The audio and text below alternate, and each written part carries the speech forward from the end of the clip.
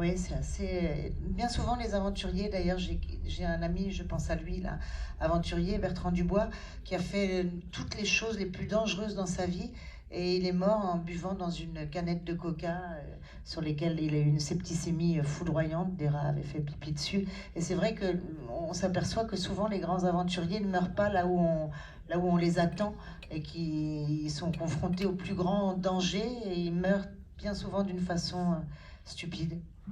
Alors moi ce que j'ai trouvé étonnant dans le film, c'est quand on la découvre, qu'on voit son parcours, on a presque l'impression d'avoir plus une artiste qu'une sportive. Elle a un côté extrêmement passionné, extrême dans tous les sens, qui l'amène à des comportements addictifs. Et ce sont des choses qu'on retrouve plus chez les peintres, peut-être, chez des artistes que chez les sportifs. Sur le fait qu'elle avait un tempérament très artistique, c'est vrai, et je crois que c'est ce qui a fait la différence, c'est ce qui a fait qu'elle a justement pu cultiver ce côté organique, sensoriel, avec les éléments, et qui l'a amené à la victoire. Quant au fait que les marins ou les grands sportifs n'aient pas un comportement addictif, je suis pas sûre. Y compris chez les danseurs ou dans d'autres sports, j'ai souvent vu des comportements addictifs. Sont des gens extrêmes, comme les artistes d'ailleurs, à un autre niveau. Et forcément, ça crée des comportements un peu extrêmes et donc souvent addictifs.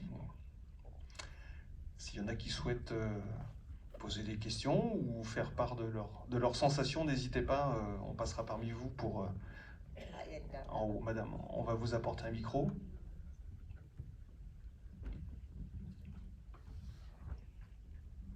Bonsoir, vraiment c'était un très très beau film. L'actrice a eu une préparation physique et c'est elle qui était sur le bateau. La plupart du temps c'est elle qui est dans le bateau, à part quelques images de très gros temps qu'on peut voir pendant la route du Rhum, où là pour des histoires d'assurance j'avais une doublure. Sinon c'est elle, et elle connaissait absolument rien à la navigation quand je l'ai choisie. Je l'ai choisie parce qu'elle avait cette grâce, cette force, cette fragilité aussi, encore une fois, qu'avait Florence, et cette aura extraordinaire, mais elle connaissait rien au bateau. Donc elle est partie faire un petit stage au Glénan, et après je lui ai mis 2 marins d'exception autour d'elle à qui j'expliquais ce que je voulais et qui lui apprenaient le bon geste, parce que la mer est aussi une question d'art de vivre, d'avoir le beau geste aussi, pas simplement d'être efficace, mais d'avoir des gestes élégants, aussi bien quand on winch que quand on love un bout. Et donc elle avait Philippe Poupon et Philippe Monet qui l'ont chacun leur tour briefé pour qu'elle ait le geste juste. Et combien de temps du coup pour la réalisation du film? 58 jours sur le tournage exactement, mais que le tournage, et entre le moment où j'ai acheté les droits du livre de Yann Kefelec et aujourd'hui, environ 3 ans, ce qui est pas énorme par rapport à un film comme celui-ci, surtout pour un premier film. Merci. Merci.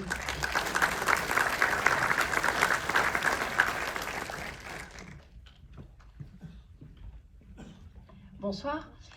Est-ce que certaines scènes ont été tournées pendant... Je vois pas, attendez. Je suis là. Ah voilà, ça y est. Est-ce que certaines scènes ont été tournées pendant la dernière route du Rhum?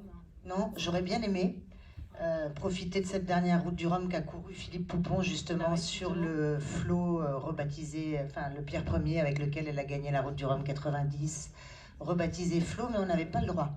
On n'a pas le droit, ils nous ont pas laissé l'autorisation. J'aurais aimé filmer le départ. Et du coup, j'ai opté pour autre chose. Je me suis dit que pour avoir observé les marins de près, quand ils rentrent en mer et quand ils arrivent aussi, ils sont dans une extrême solitude qui est rompue par les gens à l'arrivée. J'ai essayé de faire ressentir ça dans le film. Mais au départ, je l'ai complètement isolé. Parce que c'est vrai que j'ai même pu observer ça chez Poupon là, lors de la dernière route du Rhum, mais je l'avais déjà vu sur d'autres. Il y a un moment où ils sont déjà plus dans le monde des terriens, quelques jours avant la route du Rhum ou avant les grandes courses.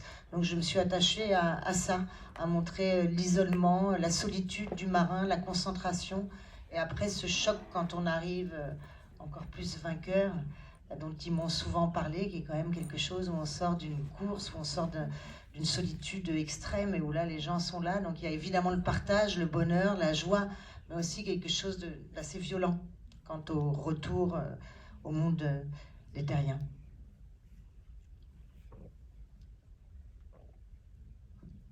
Bonsoir, merci Bonsoir. pour le film. Merci. Vous avez dit tout à l'heure que vous avez côtoyé Florence Artaud. Je voulais savoir dans quel contexte. Est-ce que c'était avant de connaître votre mari ou après? Oui, bonne question.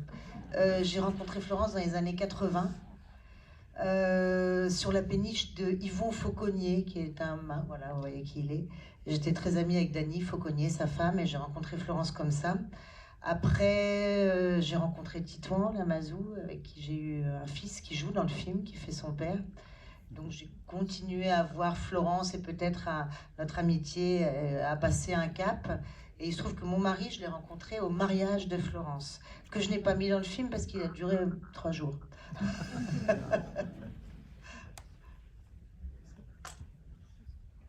Mais donc vous voyez, elle a quand même